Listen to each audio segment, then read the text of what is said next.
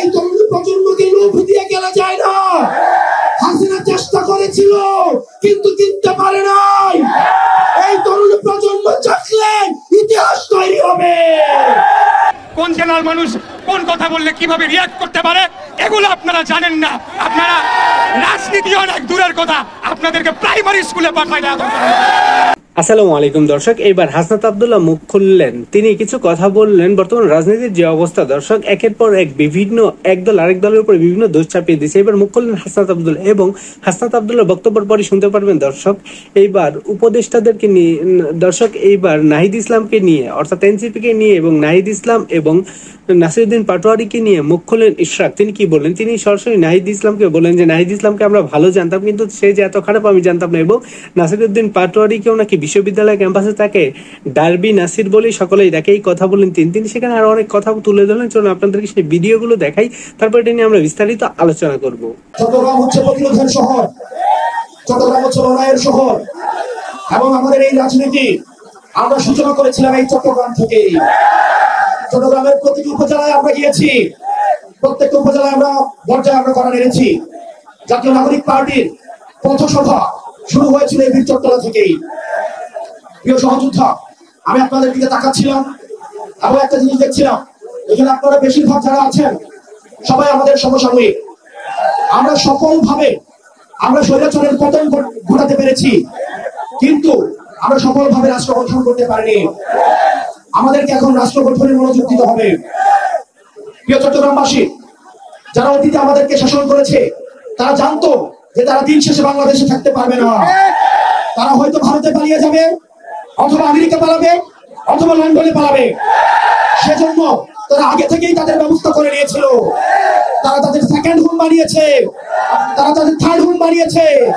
কিন্তু আমরা যারা বাংলাদেশে থাকবো, আমাদেরকে বাংলাদেশকে নিয়েই ভাবতে হবে। প্রিয় চট্টগ্রামের তরুণ প্রজন্ম, আমাদের অতীত প্রজন্ম আমাদের জন্য কিছু রেখে যায় নাই। তারা আমাদের একটা ভঙ্গুর অর্থনীতি দিয়ে গিয়েছে, একটা ভঙ্গুর শিক্ষা ব্যবস্থা নিয়ে দিয়ে গিয়েছে, তারা আমাদের একটা ভঙ্গুর স্বাস্থ্য ব্যবস্থা দিয়ে গিয়েছে, আমাদের মধ্যে সাম্প্রদায়িক সংঘর্ষ দিয়ে গিয়েছে, আমাদের মধ্যে কলহ দিয়ে গিয়েছে, পাহাড় বনাম সমতল সংঘর্ষ দিয়ে গিয়েছে। আমরা যারা এই প্রজন্মে রয়েছি, আমাদেরকে দায়িত্ব তুলে নিতে হবে। এই সব সমস্যার আমাদেরকে সমাধান করতে হবে। আপনারা যদি সামনে এগিয়ে আসেন, এই তরুণ প্রজন্ম যদি দায়িত্ব নেয়, আমরা বিশ্বাস করি এই তরুণ প্রজন্মকে অর্থ দিয়ে গেলা যায় না, এই তরুণ প্রজন্মকে লোভ দিয়ে গেলা যায় না। হাসিনা চেষ্টা করেছিল কিন্তু কিনতে পারে নাই। এই তরুণ প্রজন্ম চাকলে ইতিহাস তৈরি হবে। বীরচট্টলাবাসী, আমাদের এই ভঙ্গুর রাষ্ট্র ব্যবস্থা গঠনে আপনাদেরকে সামনে এগিয়ে আসতে হবে। প্রিয় তরুণ প্রজন্ম, আপনাদেরকে মাথায় রাখতে হবে, আমরা এখন বর্তমানে যে কার্যক্রমগুলো করব সেগুলোর ফলাফল আমাদের ভবিষ্যতে আমাদের ভবিষ্যৎ প্রজন্ম পাবে। বর্তমানের কাজ করায় যেভাবে অতীত প্রজন্মকে আমরা দায়বদ্ধ করি, আমরা যদি বর্তমানে আমাদের দায়িত্ব পালন করতে না পারি, তাহলে ভবিষ্যতের কাজ করায় আমরা দায়বদ্ধ হব। সেজন্য আমাদের একটা নীতি নির্ভর রাষ্ট্র লাগবে, একটা ইনসাফ ভিত্তিক রাষ্ট্র লাগবে, যেই রাষ্ট্র ব্যবস্থায় স্বাস্থ্য, শিক্ষা, অবকাঠামো, কর্মসংস্থান, সাম্প্রদায়িক সম্প্রীতির মধ্য দিয়ে একটা গ্রহণযোগ্য এবং বাসযোগ্য বাংলাদেশ গড়ে উঠবে। এবং সেটির জন্য আমাদের এই তরুণ প্রজন্মকে ঐক্যবদ্ধভাবে কাজ করে যেতে হবে। আমাদের মধ্যে বিভাজন করার চেষ্টা করবে, আমাদের মধ্যে বিভিন্ন রাজনৈতিক দলের মধ্যে বিভাজন করার চেষ্টা করবে। বাংলাদেশের ফ্যাসিবাদ বিরোধী প্রত্যেকটি রাজনৈতিক দলকে বলবো, আজকে দেখলাম ফেনীতে একজন বলছেন, শ্রদ্ধা জানিয়ে বলছি, বাংলাদেশ কারো বাপের না।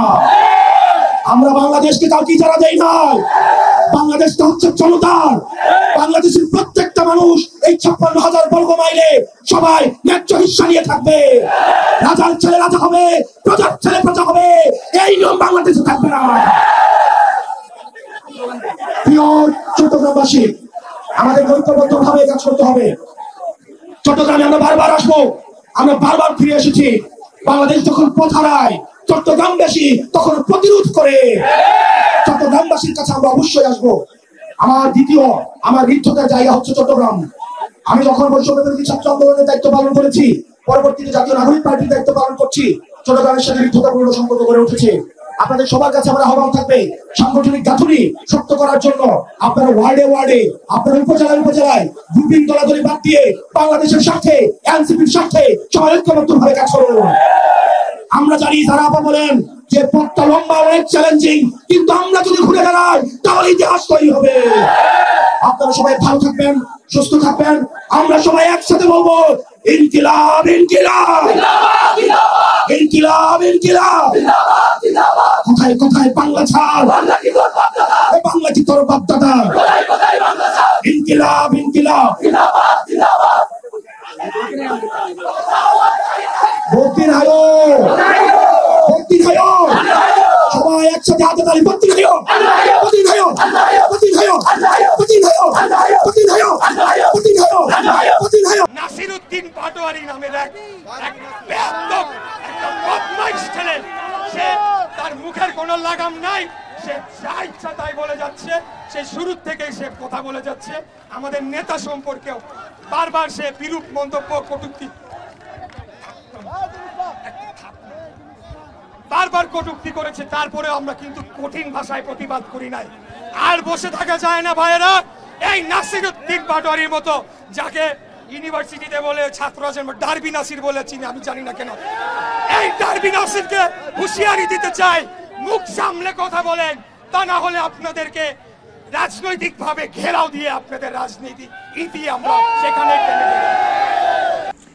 গাইস, এই ভিডিও ফুটেজগুলো দেখে আপনাদের কি মতামত? নাসিরউদ্দিন পাটোয়ারি এবং নাহিদ ইসলামকে নিয়ে ইশরাক যে কথাগুলো বলছে তার সাথে আপনি কতটুকু সমর্থন করছেন, এবং এদিকে হাসনাত আব্দুল্লাহ যে বক্তব্য দিলেন সেই বক্তব্যের সাথে আপনি কতটুকু মতামত মিলিয়েছেন? দর্শক, সেটা অবশ্যই কমেন্ট বক্সে জানিয়ে দিতে হবে। এই ধরনের সংবাদ পেতে আমাদের চ্যানেলটিকে সাবস্ক্রাইব করে আমাদের সাথেই থাকবেন।